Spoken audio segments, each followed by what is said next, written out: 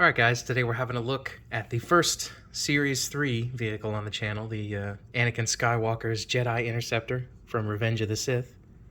This one just sort of showed up on Amazon, and then I placed my order as soon as I could, and it shipped next day.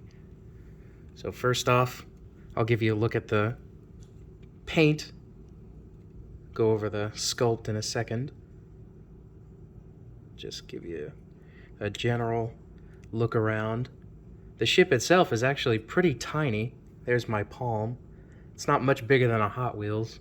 I'll compare it to the Clone Wars Jedi fighter, and then I'll compare it to the Hot Wheels as well.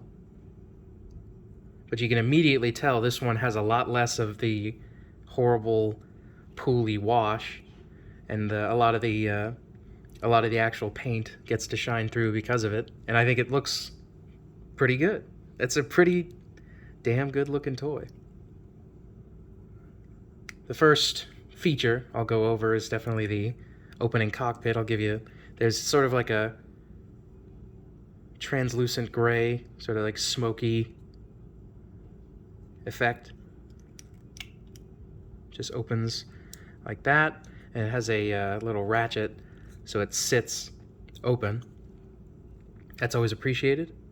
There's a ton of detail on the inside, those sort of TIE Fighter style triangles for the, what do you call it, heads-up display? I don't know. There's like gauges and numbers and stuff on there. And then the terrible visibility of the cockpit. If you guys have ever played the Battlefront 2 game and gone into cockpit mode and tried to see out of this, it's a nightmare. There's the leg splitter. Sounds morbid, but it's really just there to keep the legs of the figure apart and sort of hold them in there. That's always appreciated, to keep them from jiggling around.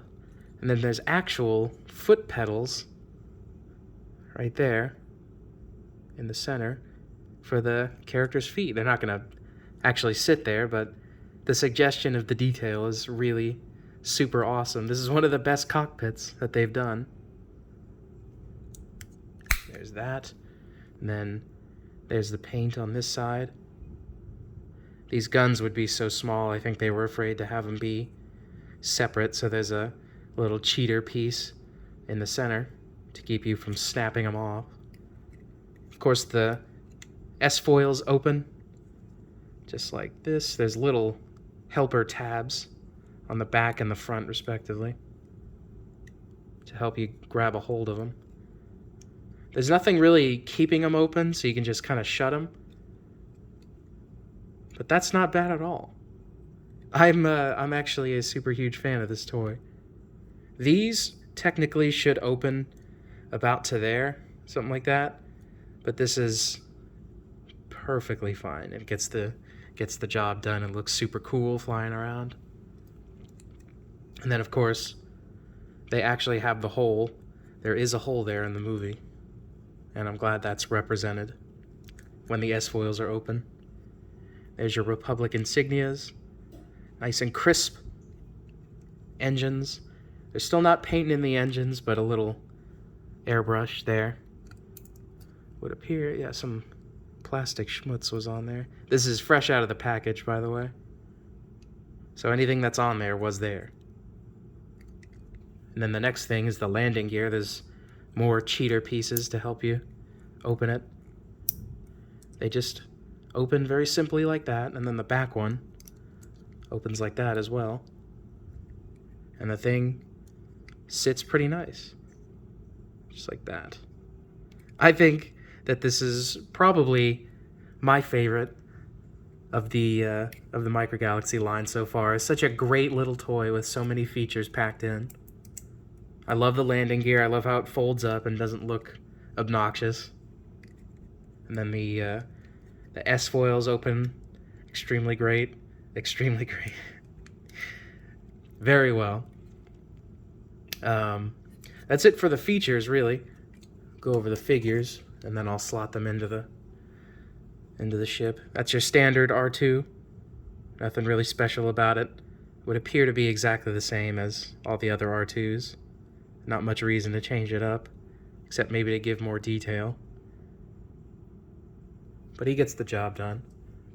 Now, the first Anakin figure that I've got my hands on, this is the Revenge of the Sith specific version.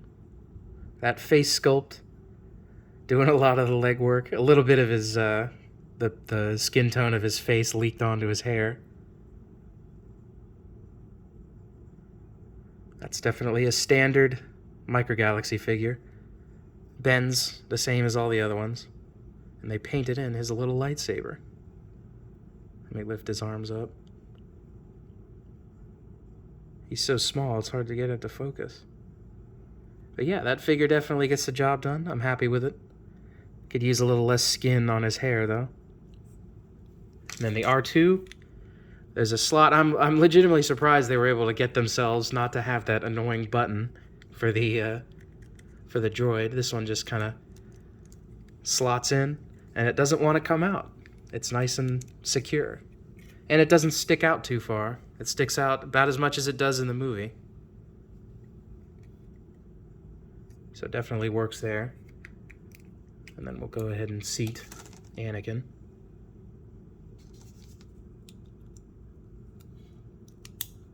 Need a little bit of dexterity. There we go. You can see how he sits. You shut your canopy, and it looks great. You can see him in there. You can, pretend that you're doing the Revenge of the Sith opening and flying your little ship around. Yeah, definitely a successful toy there. Great entrant in the Microgalaxy line. Here's the Hot Wheels Anakin fighter. You can see the Microgalaxy isn't much bigger than the Hot Wheels one. I was kind of surprised at how tiny these were, but they should be tiny. It's an extremely small fighter. These would appear to be exactly as big as they need to be. So very, very impressed with that. Here's the Clone Wars Obi-Wan Jedi fighter. This one was massively overscaled when it came out, and now it really comes across how massive this thing is. It's like the size of an X-Wing, and it really shouldn't be. There's your comparison. And I don't know how, but trying to go for the droid, I really need a button. No, see, you just pull it out. Same with this one. You just pull the droid out. I really wish they would get rid of these buttons, because let's say you don't want to have the droid in there. It does that now, because there's no spring on the button. So I hope they stick with the no button approach, because for most of history, Star Wars toys have gotten along just fine without having those. So I don't have to worry about my toy making noise and stuff when the droid's not in there. Have a quick look over the box. Anakin Skywalker's Interceptor. There's a little bit of art. If you want to see the card there. There's the Obi-Wan, and that's the droid fighter that was supposed to come out, I believe, this wave, but got pushed back to, I think, wave 4. So we will see it in the future. There's your instructions, collectible card, and upcoming. Expect a video on that one soon, and then probably that one. These all depend on whether or not I can actually get my hands on them, because Series 2 was a complete nightmare, and none of them actually came out the way they were supposed to. Same with this one, but at least these released on Amazon. Wave 2, a lot of it is nowhere to be found, like the Bad Batch shuttle. I have no idea where to get my hands on one of those. But as for this, for what we have on Series 3, it's definitely pretty great. I love the Edit 2, and I love it even more now that I have this awesome representation of it. This thing absolutely rocks. And that's it for that video. Thanks for watching, guys. I really appreciate it.